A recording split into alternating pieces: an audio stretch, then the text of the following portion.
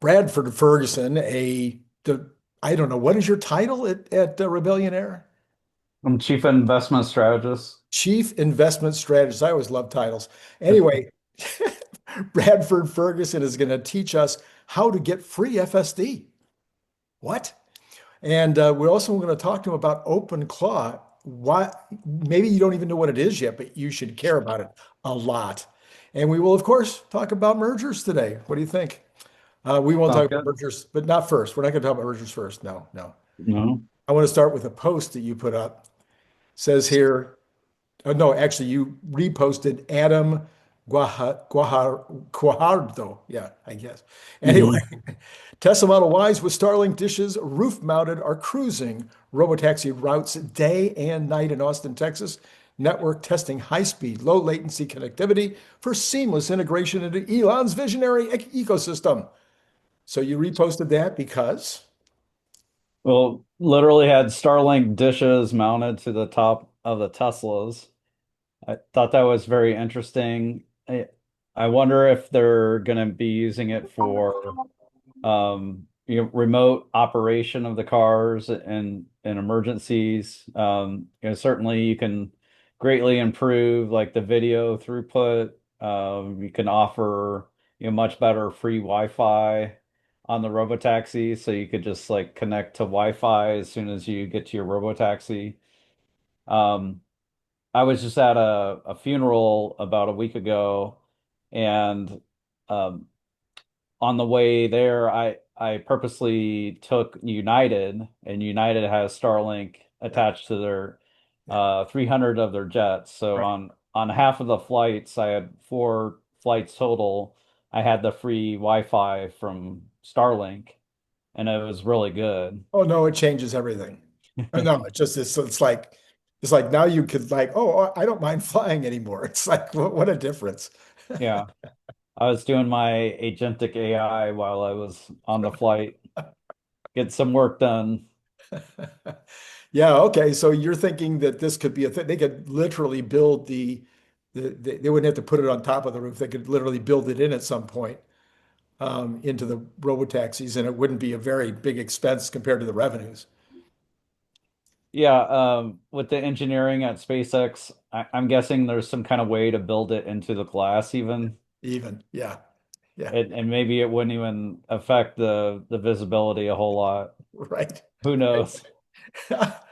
All right. Okay. All right. Before we go any further, I do want to just do a quick commercial. I don't know if you've heard yet, but a Chinese publisher approached me about 4 months ago, 5 months ago, and said that they would love it if I would write a new biography on Elon Musk.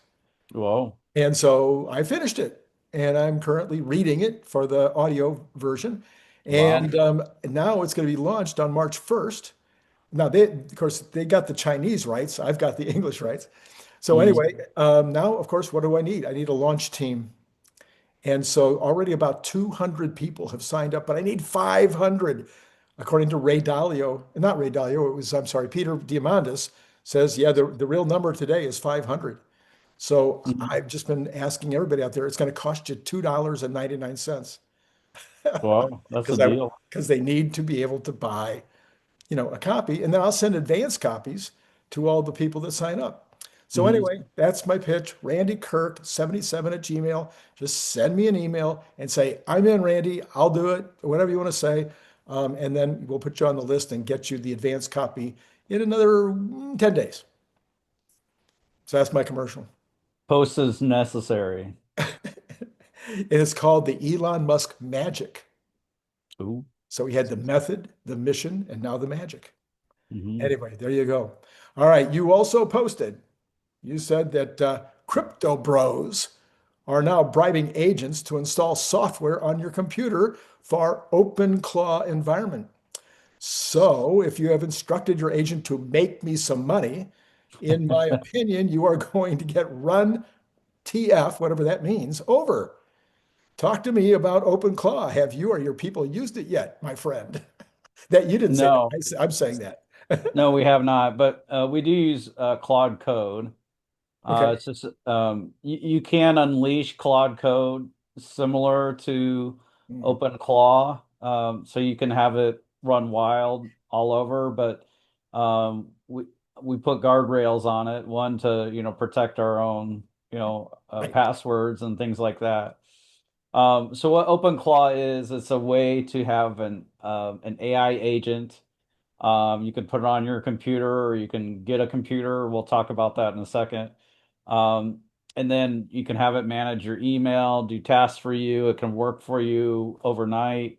But there's some limitations. And the crypto bros are already scheming to kind of ruin all this for everyone. So one example is there's this guy who created a like a Facebook type of clone. I think it's called Clawbook or something like that. Yeah. Um, and then all the crypto bros signed up for like multiple accounts Uh, so that whenever they would post, they would like each other's posts and like boost the post so it's like a fake engagement. Um, so they're like a lot of the top posts there are crypto projects.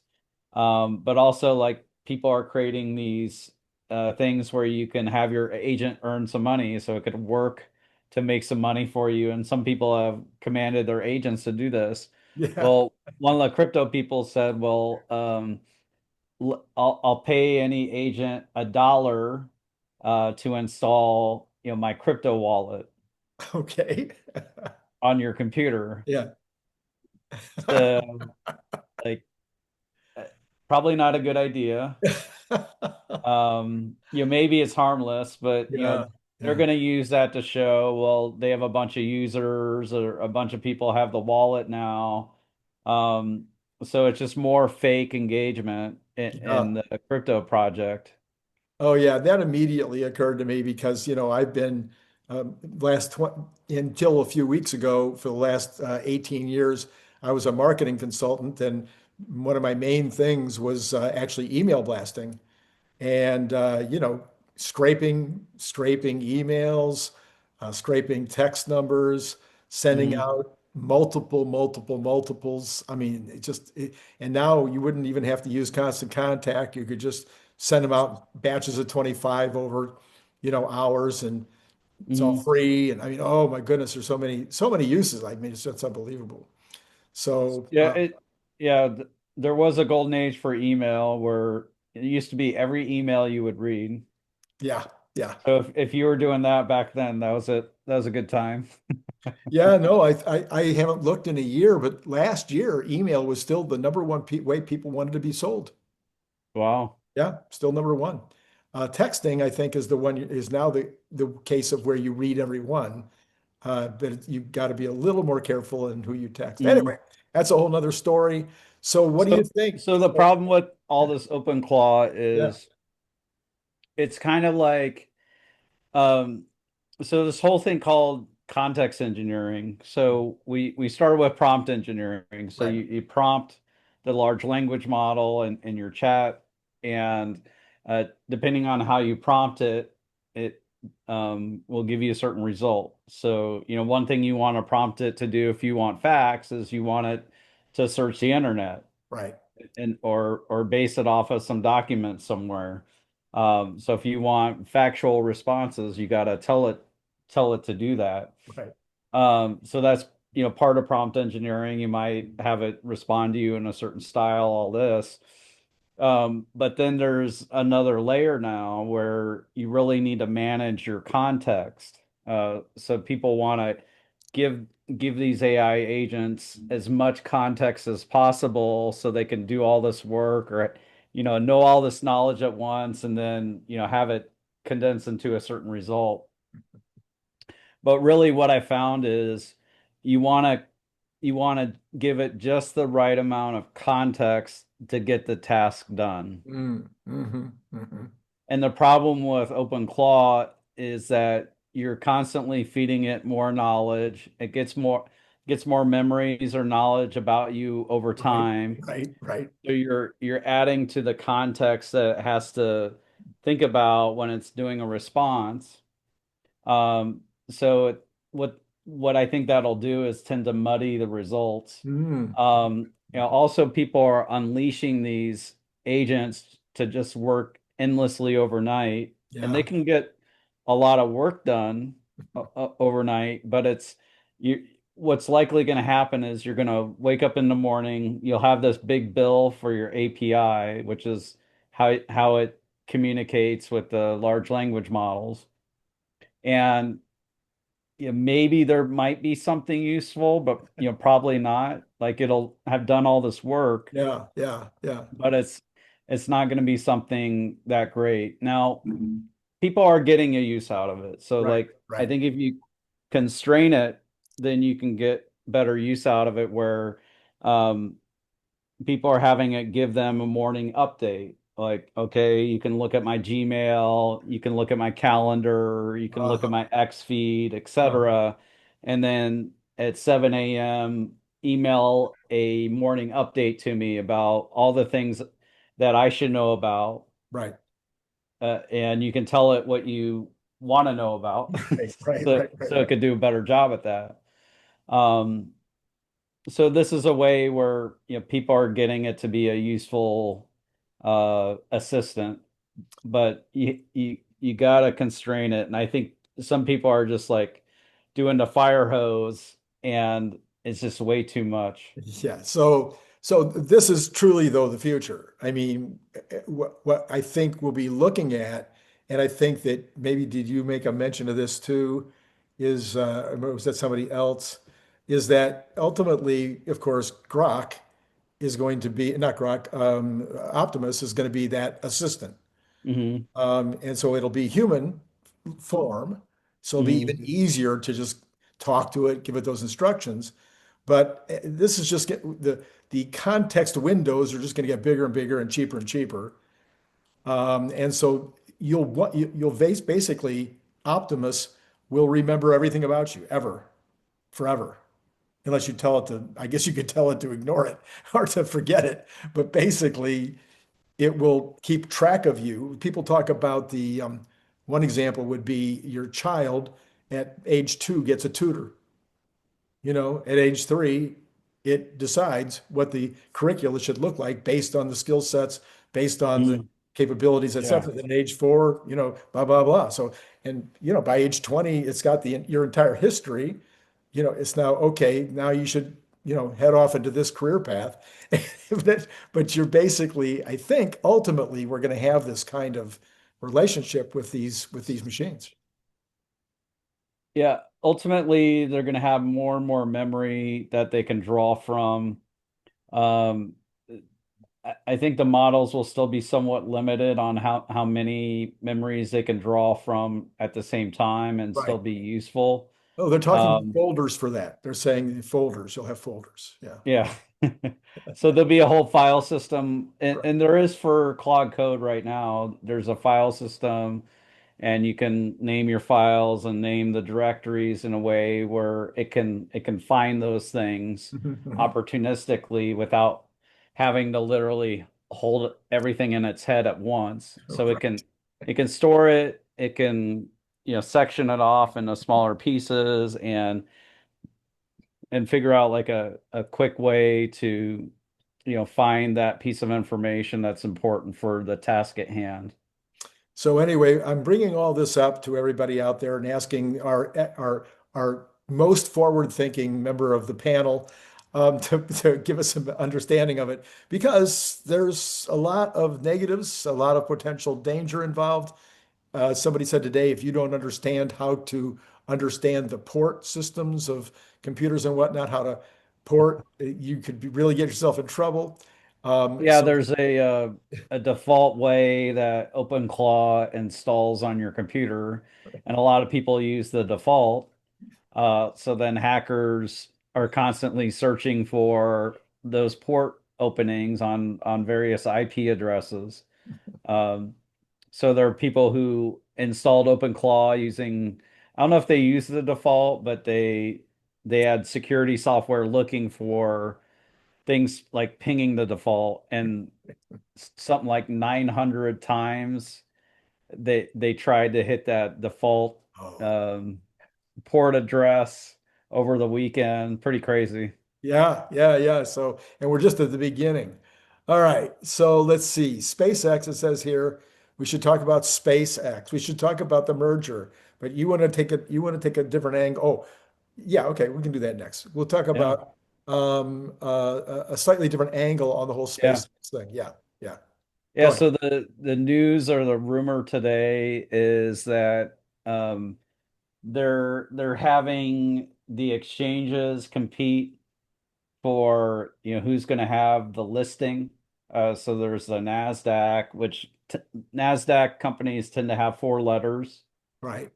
So maybe it's Moon, maybe it's Mars, maybe it's Elon or Musk, maybe it's something else, space or whatever. I like Moon just because it's like, let's go to the moon. Um, and then there's the New York Stock Exchange, and typically when companies list on the New York Stock Exchange, those are three letters or less. Right. And we happen to know that US Steel, the letter X, um, that is no longer in use because it got bought by Nippon's Steel. Hmm. Um, and that letter X has now been taken. Right. Yesterday, I think. Yeah, yeah. So that's interesting. What are they going to do to compete for the listing? Um, Yeah. Another thing to consider is while I'm not sure about the combined finances of XAI and SpaceX, whether or not they would be consistently profitable, um, the indexes they're going to want to have very large companies in their index, Right. and you don't want to down the road suddenly be forced to put Mm, a big chunk of your index fund into SpaceX. right. Uh, that would mean you're a forced buyer. We saw this happen with Tesla back in 2020, Right. where the index funds were forced buyers. Um, right now, just looking at Tesla, at least 15% of Tesla is owned just by index funds. Hmm. Now, maybe more than that. Right. Right. So if you think about that for SpaceX, originally they wanted to float or raise $30 billion, Right. but 15% of, let's say it's 1.5 trillion, that'd be $225 billion. Right. Um, if you're in finance, you need to be a fiduciary for your clients, your customers, people that are going to hold your fund, even if it's an index fund. Right. Right.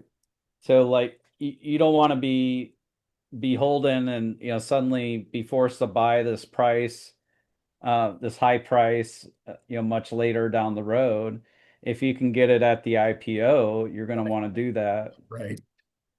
So like S&P it might be looking at including it in the S&P right away. Hmm. Hmm. But then I'm not sure how they're going to do all this because also Elon said, "Oh, well, if you're a Tesla shareholder, we'll give you a chance to own it.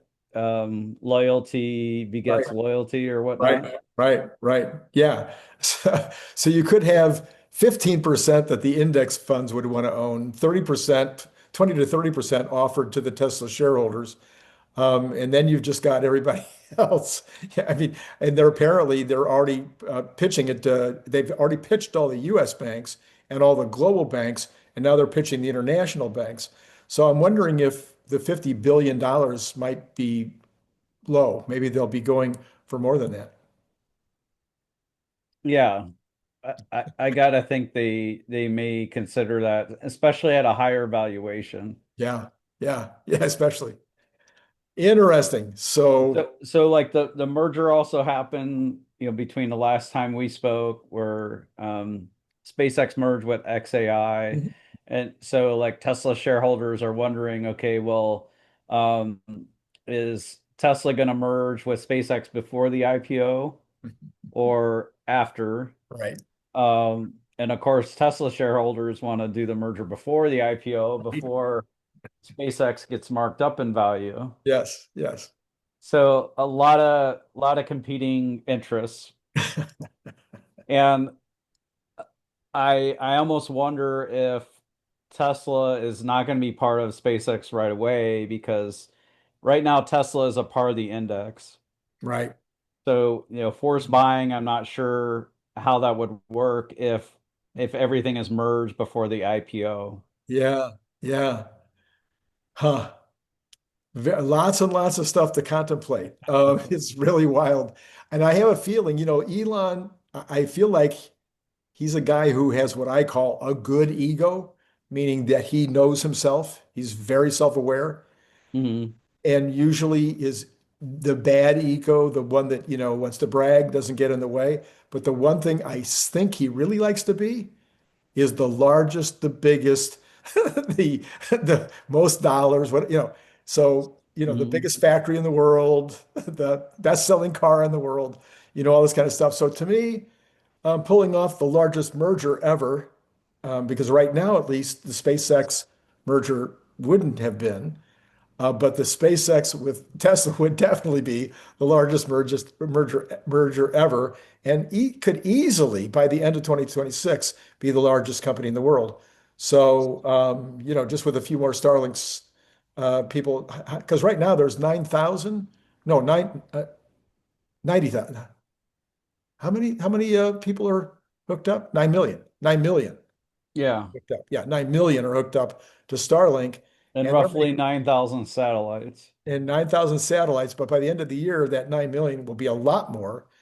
And they'll have that much more monthly income coming in. Meanwhile, robotaxis will be hopefully all over the place by the end of the year. So both companies could be, worth a lot more. Combine Mhm. them together, you could be looking at 5 trillion, 6 trillion. And I think that would appeal to Elon. So do you think Tesla gets it done as far as with the federal regulations before the midterms? It's like Hmm. this very narrow window. I actually have this, my gut tells me that it will take 12 to 18 months to get it done. So therefore, it won't be pre-IPO.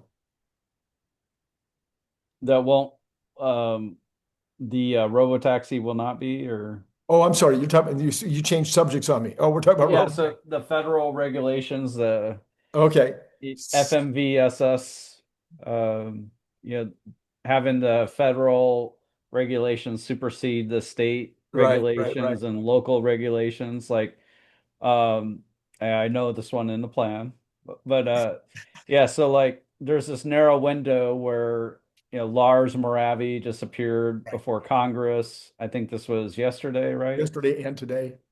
I don't know if he appeared again today, but the Uh, committee meeting went on again today. Yeah. yeah, and so like, Tesla wants to start making the Cybercab and to make more than 2,500 of them Right. without the steering wheels. And there is an exemption to get more than 2,500, but how many more will Right. they give them? Um, I'm curious, do you know, did the FCC grant SpaceX, wanting to put 1 million satellites up? I I saw thought that. they did, but Well, I saw a headline that said they accepted the paperwork. I don't know that that meant they approved, or oh, whether okay. they just said, "Oh, we've got the paperwork. Now we'll go to work." I'm not sure which one. Okay. Yeah, that might take a week or two to decide on that one. But on the committee meeting, the congressional committee meeting, all the reports are that the committee was extremely interested in getting this done and getting it done quickly. Mm. And it had bipartisan support. So it looks like maybe if they can put together a bill that everybody can agree on, this could go through, Congress slam dunk. Then NISTA would have to make a few rules probably, and then maybe by April, which has always been the kind of the theory everybody's had, maybe by April, you've got your nationwide Mm. offer. Yeah, The time is now. the time is now. Tick, tick, tick, tick. Yeah, and as if there wasn't enough And of, also like I think they need to field the robotaxis too, yeah, while they can politically. So get them out there. get people loving it, Yes.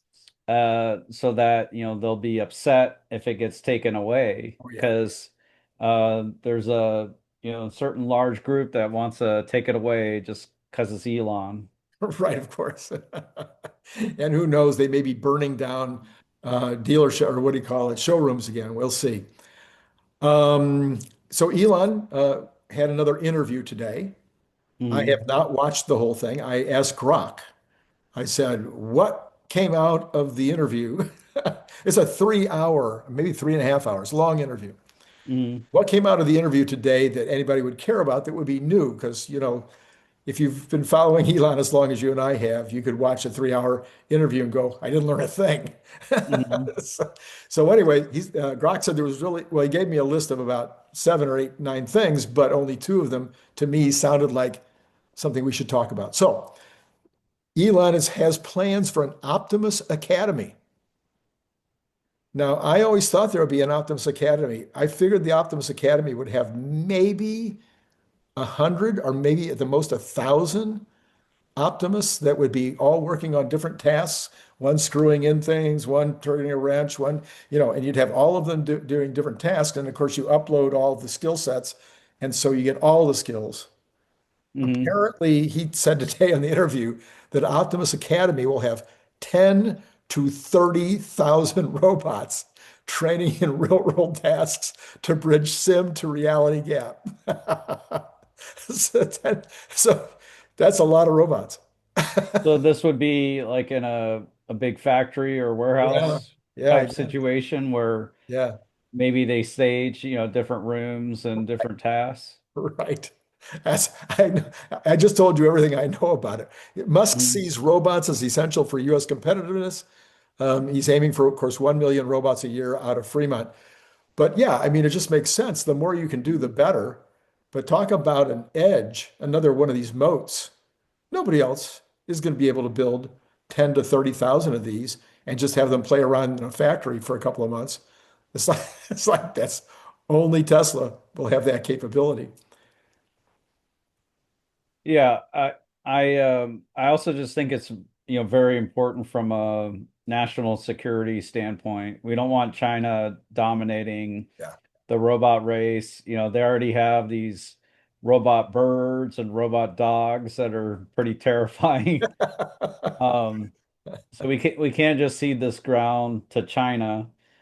China's already beating the crap out of us from a power standpoint. Right.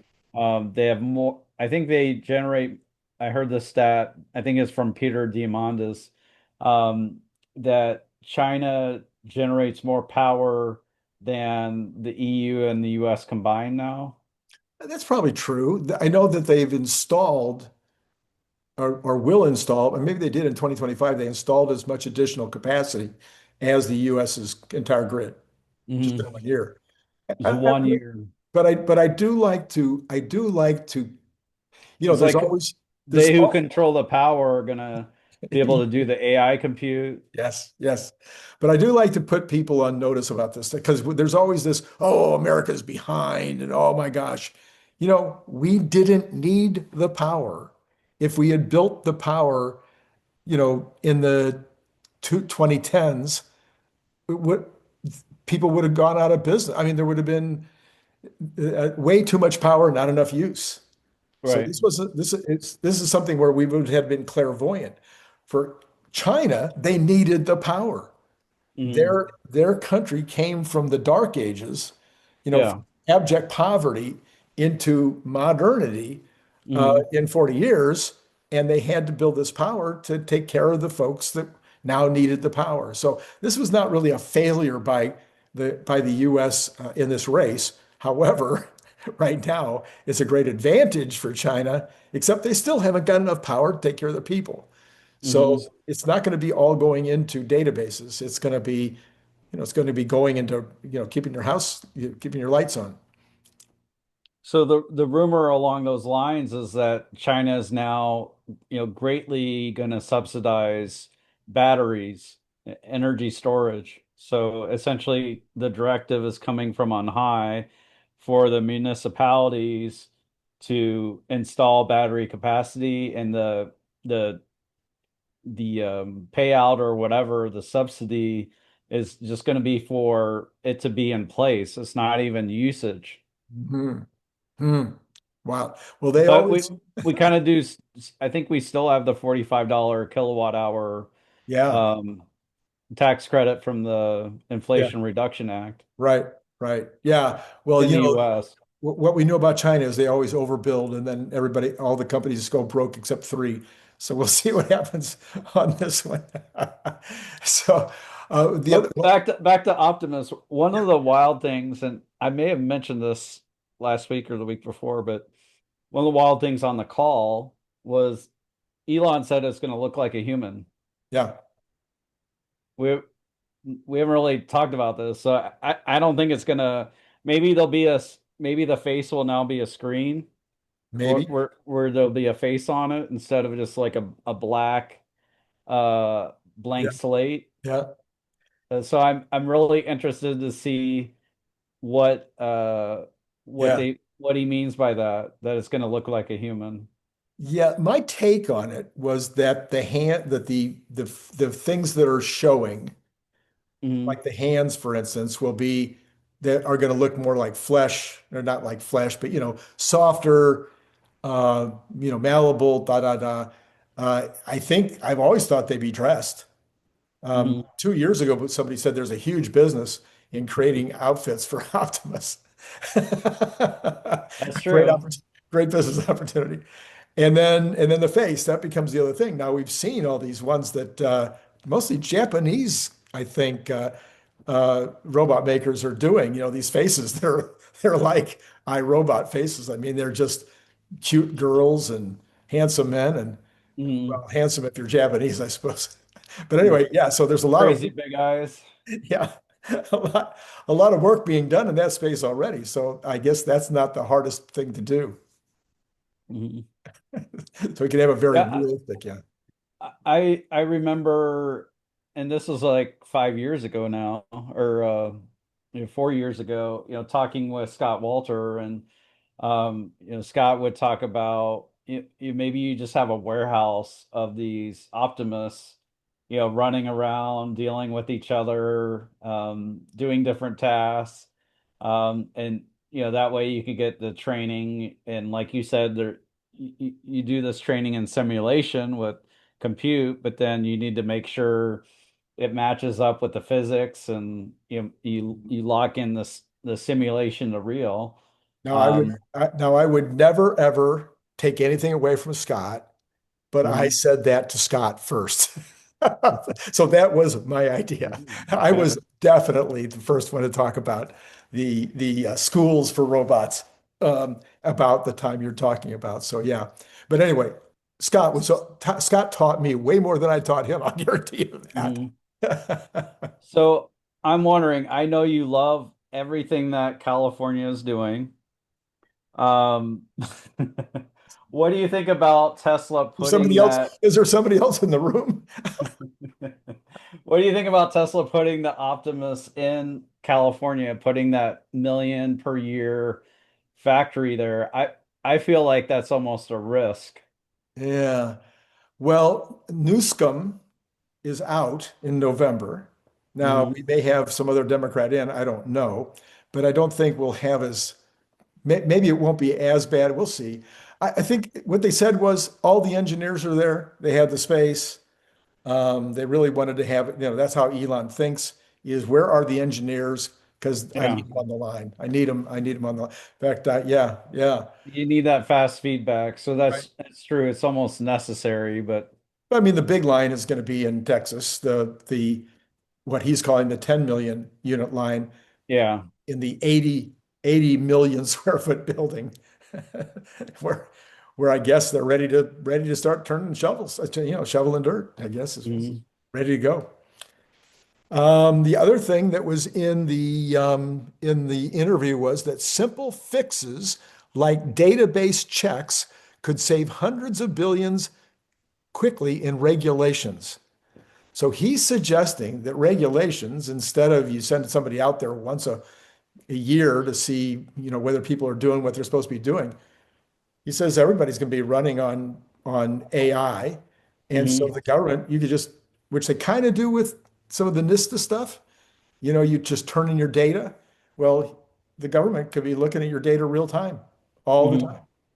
And that would save billions of dollars, would allow them to make better decisions about what needs to and what doesn't need to be regulated.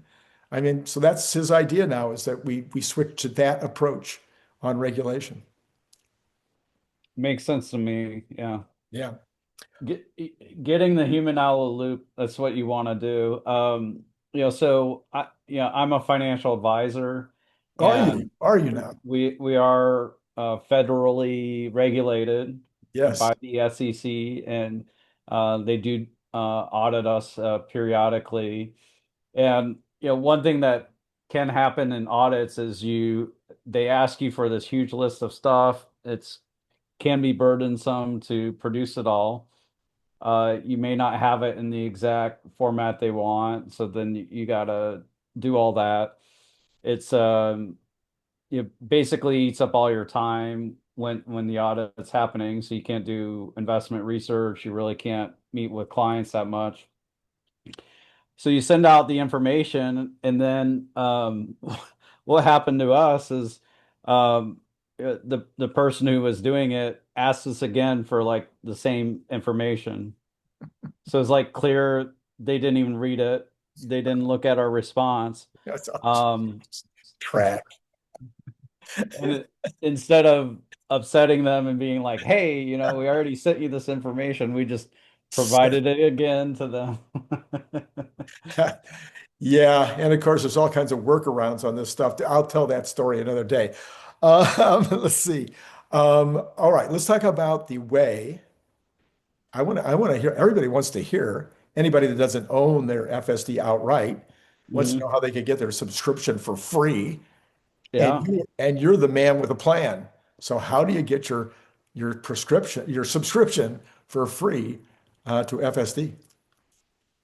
So Lemonade, this was a big deal about 2 weeks ago.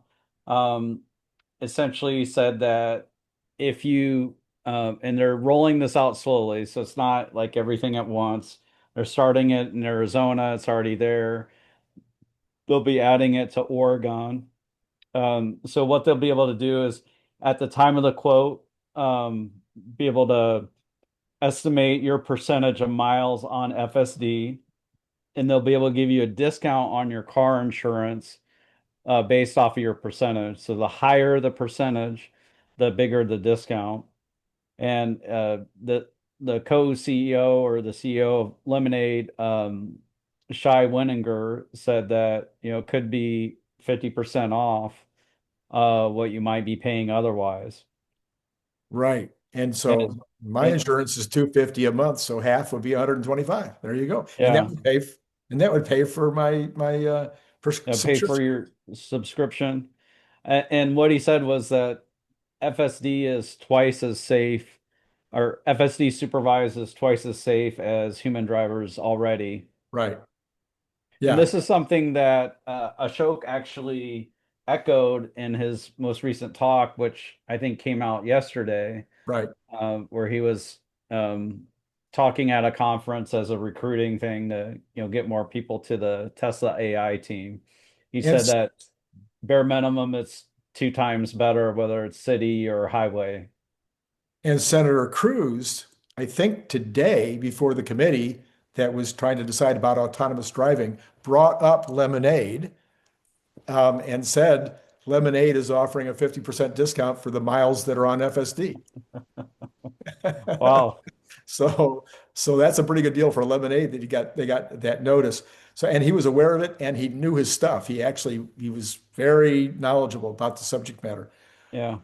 Lemonade's they've been gaining business in Indiana, Colorado, but also if you're in Texas and you're covered by Tesla, it's likely you can get pretty big savings by switching to Lemonade. Mhm. Progressive is very competitive as far as pricing Teslas um, in Texas as well. Um, Lemonade, their strategy is to ensure the best drivers, Yeah, yeah, and their CEO said that best drivers are the Teslas themselves, not the humans. Right, right, exactly.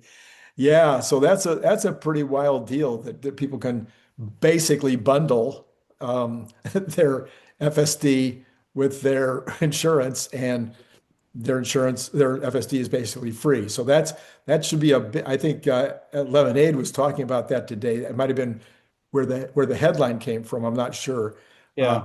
but so Lemonade's obviously going to use it as a pitch. Mm. And if you're pricing it out, you can't price out the bundle Right. with homeowners or renters. You can't price it out at the same time, but you might be able to see that the discount is so substantial Yeah. that you're going to win, even if you lose the bundling discount. Yeah. Yeah. Yeah. Yeah. Indeed. Okay. So the market. We haven't even talked about the market yet. We usually start with that, but let's talk about it now. So, what do you think? We had the Magnificent Seven in the tank for days after days. Amazon came in with a not with great numbers, but not great enough. So they're down 10% for the day. At least they were last time I checked. So are we nearing a bottom now? Or are we going to flip this thing around, or what do you think?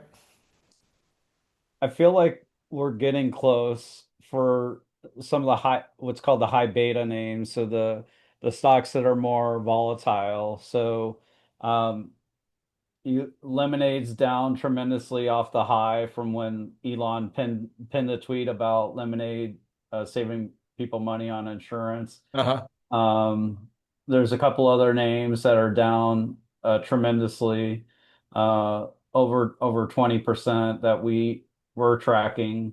Uh, Crypto's down a ton. So Ton, like last time ton. we talked, it was at the high or at a an interim peak as far as crypto and precious metals and um now we're seeing silver got shellacked again today. So the silver ETF was down 16%. Yeah. SLV, that's a pretty substantial. Ethereum's ETF was down 14%. Yeah. Yeah. A bit of a bloodbath in the more volatile names. So I think what's key is I Wow. think there's a Did you lot see, of did you names look where up, did you they're look, did just you actually look up Bitcoin itself? I It's did down, not. it's down $9,000 today. Yeah. It's down to 63,929. Call it 64. Yeah. Holy mackerel. I'm sorry, I interrupted you. I don't quite think this will happen, but at one point I thought that we won't be done with this Bitcoin cycle until strategy gets margin called, I see. until they get forced to sell their Bitcoin. Strategy was reporting today, or is it tomorrow? I don't know.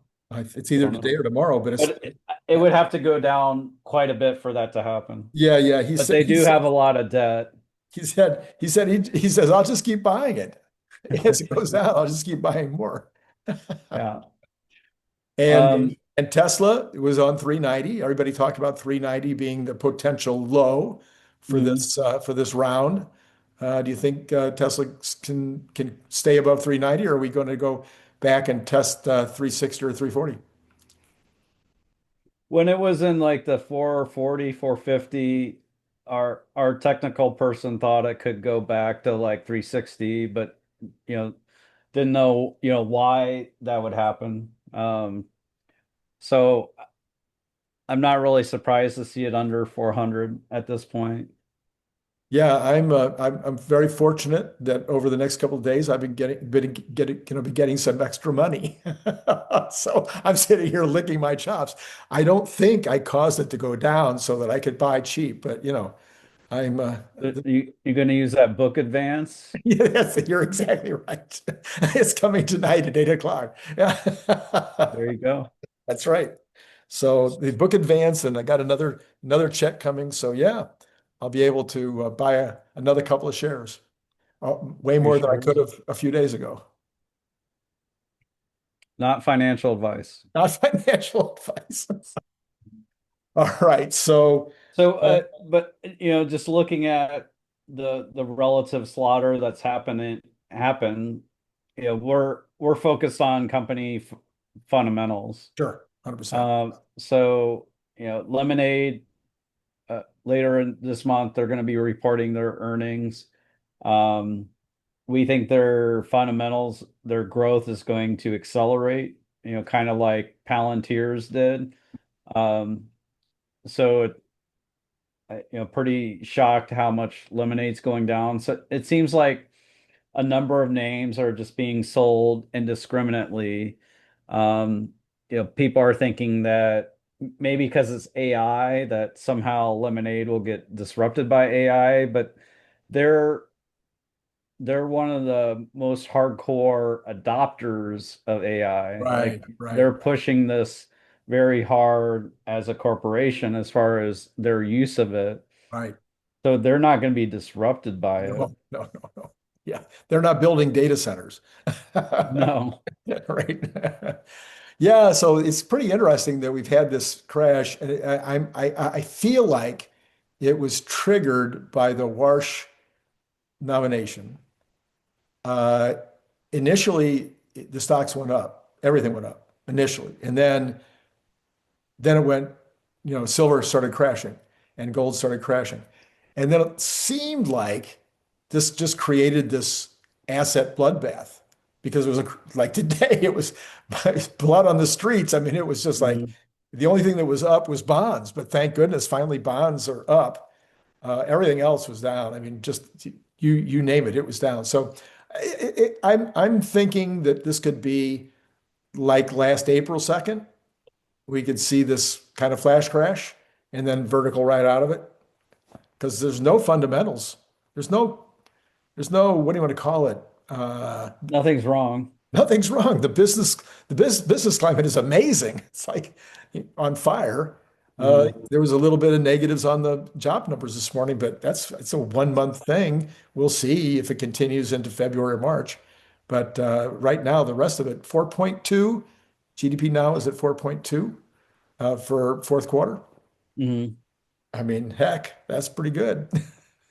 So what I'll say is I think maybe there was too much speculation. Yeah, I've been seeing this for some time. So like in silver, people were borrowing money on margin to own silver, to own the ETF. They're playing the options, like playing the leaps in silver and gold, doing this with Bitcoin and Ethereum. Right. Um, Prior to the nomination, what was happening was the margin rules for silver were getting more stringent, Hmm.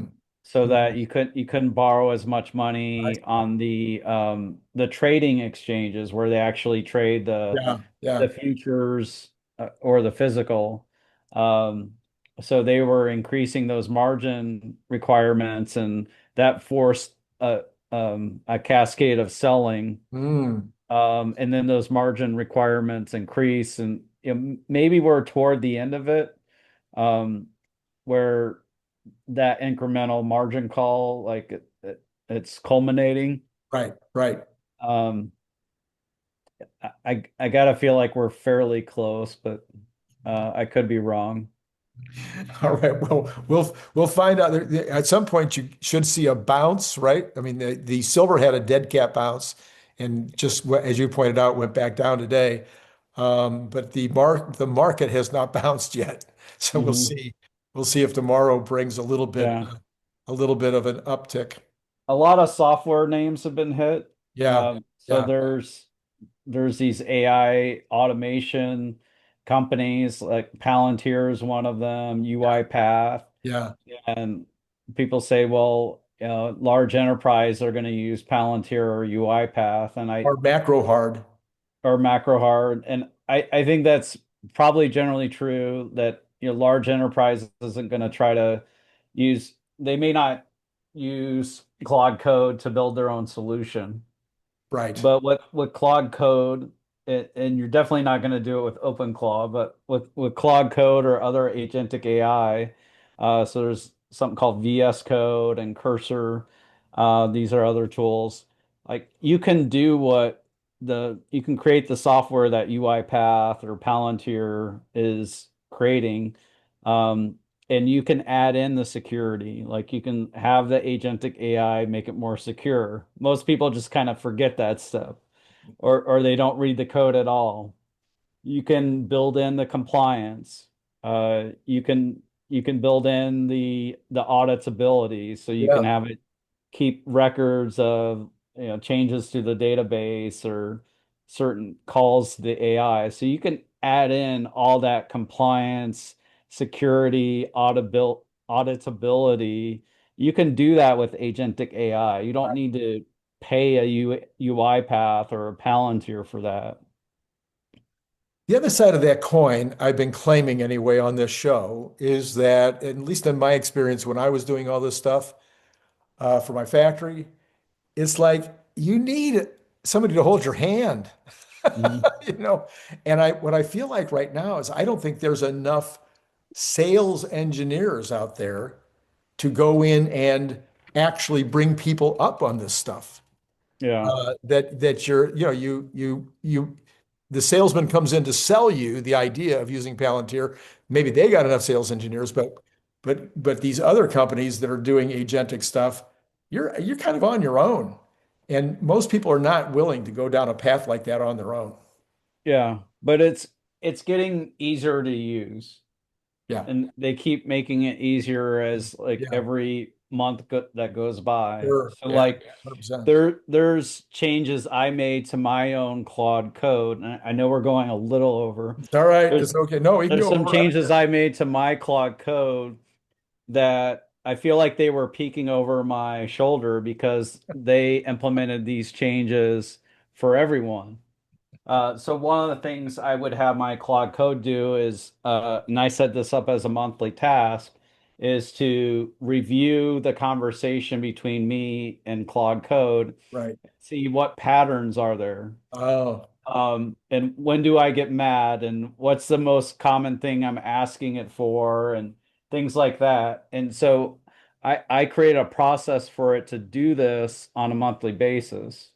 So today they just announced that this is a skill that they're adding to it. There's oh, some wow. like Oh, the wow. slash command where you just put slash and then a name, and it'll look at your conversation history and then figure out a way to improve itself so it works better with you. So they just added that. So that's a big usability feature that they Yeah. It's just huge. added. It's huge. Wow. I, Another another one real quick is context engineering. I mentioned that earlier. yeah, Like, more context isn't necessarily better. right. One thing Claude Code would do before is um, it would read the same file more than once, Hmm. which means that context for the file was in its memory multiple times, and it really didn't need to be in there more than once. Right. Right. Right. Yeah. So it's with the latest version today, it basically checks to see if a file is already in memory Hmm. before it reads that file again. Hmm. Okay. Like seems like basic stuff, but these Yeah. are Yeah. improvements it's making so that it becomes even better. Well, you were talking about the Moonshots program with Peter Diamandis, and they have a 2.5 hour show out today, which I've only begun to watch. And in fact, I fell asleep. It wasn't Mm, them either. I was just tired. Anyway, they're talking about that they need their show now to be on twice a day instead of twice a week because the change is happening so rapidly. It's like it is. it's like every minute somebody else comes out with something and it's stuff that is actually important. It's really significant, but I don't know how people are going to keep up. I don't know how people are going to keep up. Uh, It's a little scary. Like I'm trying very hard to keep up, yeah. and it seems like things are accelerating at a, a faster and faster pace. Right, right. Well, okay. So Bradford Ferguson of Rebellionaire. People should look you up on X. They should look you up on your YouTube channel. Are you still putting out the YouTube channels where you're helping people who have recently become super rich to be able to figure out their life? Yeah, so speaking to Teslainaires, Yeah. we have a number of videos about that. Yeah. So we're speaking to that specifically in a chunk of my most recent videos, Rebellionaire on YouTube. Right. All right. So people can look that up in case you either have just become super rich. Maybe you became super rich 2 years ago and you're struggling because all your cousins that you never even met are looking you up now to to see if you might loan them a buck or two. All right. So Bradford, as always, thank you for joining us today. Uh, Bye for now, and let's get right to the numbers. Let's do that. All right. So what about those numbers? Okay. Yeah, let's look here. That we still got the market dropping. We've got Tesla specifically dropping another 1.44% overnight, but still hanging out above 390 at 391.51. Let's see. Let's drop back just real quick and let's take a look at what did happen to Amazon after hours here. Down 9.78 after hours after being down 4.42 during hours. So that was a massive hit. I'm curious on Nvidia, just barely down in the after hours. So it had a better day.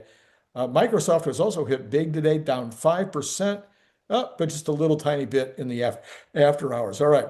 Um, Let's go ahead and look. We won't have bonds, of course. They don't come out for an hour. So if you really want to check out what happened to bonds today, you need to go look at that at another hour from, well, 50 minutes from now. We have got, I'm wondering where they ended up though. We can look at that. So they're under 420 now at 418.8. That's good news. So if the bloodbath did anything today, is it the same reasons that would cause the stock market to go down are things that should cause bonds to go up, if you will, go up in price, but down in yield.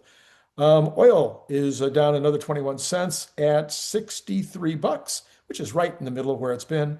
Natural gas up a little bit, $3.52, again in the middle of where it's been. Now gold down 99 bucks, is now sitting at 4,788. Now that's still way above that old 4,400 that seemed to be so hard for it to get through. But silver, on the other hand, no. Silver is down 8.23% in the pre-market to $70.40. And I went back and I looked at the charts today. I looked at the history, and I think there's every reason to believe that silver is going back to at least 50. It's not investment advice. It's just kind of what it looked like to me. Might not happen, but that's what it looked like. Copper down 1.51%, $5.73. That's down quite a bit from the $6.20, I think is where it topped out. You've got the dollar basically flat right now. And you've got, as mentioned, Bitcoin down 9,000. It was down even more a few minutes ago, 12.23%. Ethereum down about the same, now under 2,000 at 1896. And the Dow for tomorrow, the pre-market right now is down 0.21. The S&P down 0.41, another 0.41. So down to 67.93, but nowhere near even 5% yet. NASDAQ down 0.78, down at 24,458. All right. So later on tonight, it's CERN Basher. Be sure to hit notify so you don't forget about CERN. It's a good show too. We really had a good time on that show. So watch that later tonight. Of course, I keep trying to mention that if you've got a lot of time, because I know there's a lot of videos out right now to watch, Elon and now the moonshots and so. But if you think that going back and looking at Brian Wang last night because you forgot to, I'm going to put that video, card up right here in case you want to go back and do that. Now then, remember the last thing. This is the last thing I want to say is please, now that if you're still with me, you must like the show a lot. Okay. If you like the show a lot, you could just do me a favor. I don't care if you read the book. Just go down, Randy Kirk 77 at Gmail. You can get that. If you can't remember it, go down and look and just send me a note. Randy, I'm all in. I really would like to help you with the book, and I would appreciate it. All right. That's all I got for you right now. It's been great talking to you.